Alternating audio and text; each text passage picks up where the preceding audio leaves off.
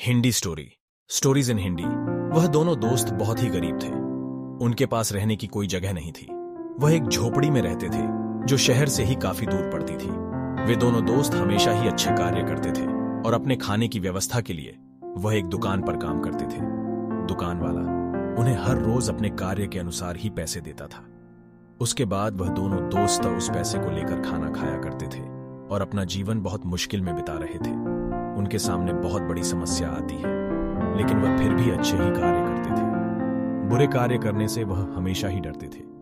one दिन दोनों बहुत ही बातें कर रहे थे कि अगर हमारे जीवन ऐसे ही चलता रहा तो हम जीवन में कुछ भी नहीं कर पाएंगे।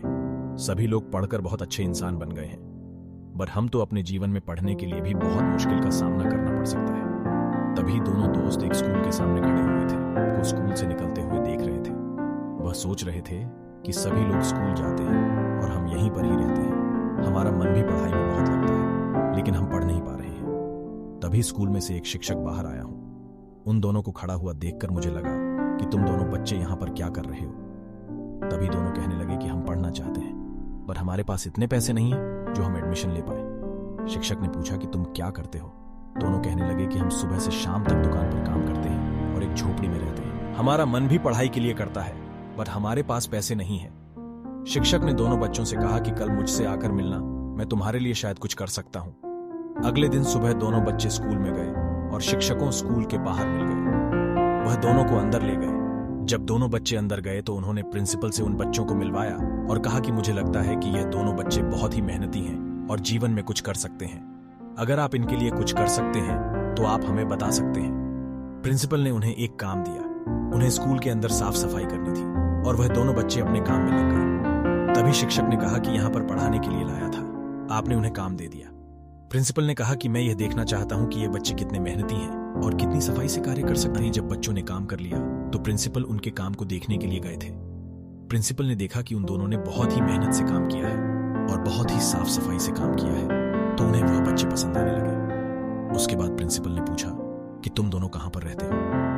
दोनों पर बच्चों ने कहा कि हम एक झोपड़ी में रहते हैं और हम दोनों दोस्त हैं जो कि बहुत साल से एक साथ ही रहते हैं, और हम एक दुकान पर काम करते हैं जिससे हमें कुछ आमदनी हो जाती है और अपना खर्च चलाते हैं। प्रिंसिपल ने कहा कि मैं जानता हूं तुम बहुत मेहनती हो और आज के बाद से तुम्हारी झोपड़ी में रहने की जरूरत नहीं है। तुम यहीं पर ही एक कमरे में रह सकते हो और यहां पर साफ सफाई का काम कर सकते हो। जैसे तुम्हारी आमदनी भी होगी तो मैं स्कूल में पढ़ भी पाओगे। अगले दिन से ही दोनों बच्चे उसी स्कूल में रहते थे और पढ़ने लगे। धीरे धीरे समय बीतता चला गया और वह दोनों बच्चे पढ़ने में बहुत ही होशियार हो गए थे। ये दोनों बच्चे सुबह से दोपहर तक पढ़ते थे। वह दोपहर होने के बाद स्कूल के साफ सफाई करते थे। इस तरह उनका जीवन अच्छे से चल रहा था। धीरे धीरे उनका जीवन अच्छाई की ओर बढ़ने लगा और आगे चलकर वह एक महान शिक्षक कहलाए। वह दोनों जब शिक्षक बन गए थे तो उसी स्कूल में पढ़ाते थे। प्रिंसिपल आज नहीं रहे थे, पर वह दोनों अपना कार्य बहुत ही होशियारी से करते थे और उनके जीवन में खुशियां लाने वाले शिक्षक से उन्हें प्रेरणा मिली कि जीवन में तो सब कुछ कर सकते हो। कुछ भी करना चाहते हैं तो आप आसानी से कर सकते हैं, लेकिन अगर कोई यह सोचता है कि मुसीबत उसका रास्ता रोक सकती है तो ऐसा नहीं है। मुसीबतें सबके सामने आती है, बट वह जीवन में जो पाना चाहता है वह आसानी से पा सकता है। हम सभी ये जानते हैं कि मुश्किल सभी को परेशान करती है और उनसे बाहर निकल पाना बहुत मुश्किल हो जाता है। पर अगर आप जीवन में कुछ भी पाना चाहते हैं, मुश्किलों से तुम्हें बाहर जाना पड़ेगा। जो लोग मुश्किलों से नहीं घबराते हैं वह जीवन में कामयाब हो जाते हैं। कामयाबी पाने के लिए तुम्हें जीवन में हमेशा ही अच्छाई का साथ देना होता है। इस कहानी से हमें यही पता चलता है कि जीवन में बहुत परेशानी है, ये हम सब जानते हैं, मगर इससे हमें कभी भी घबराना नहीं चाहिए। हमें मुश्किल का सामना करना चाहिए, तभी हम जीवन में कुछ भी पा सकते हैं। अगर आपको ये कहानी पसंद आई है तो आप इसे शेयर जरूर करें और कमेंट करके हमें भी बताएं।